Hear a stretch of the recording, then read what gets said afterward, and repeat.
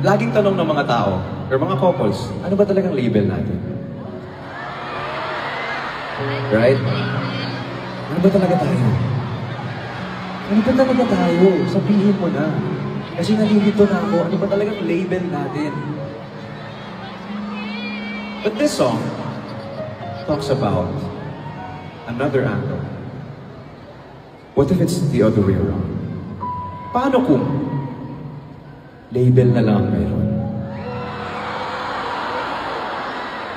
Wala nang pagmamahal.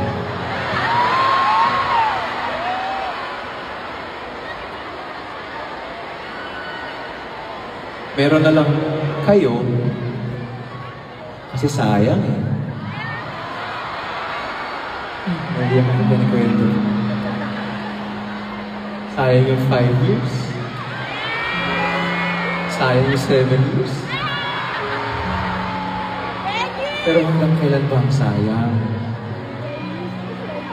Nagsistay ka na lang kasi committed ka.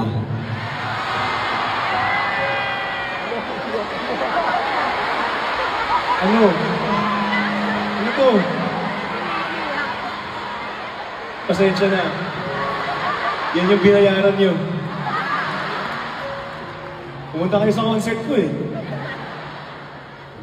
Di nga. Akin kasi pinakamasakit na breakup yung fall out of love. Ang sakit nun. Sakit-sakit talaga.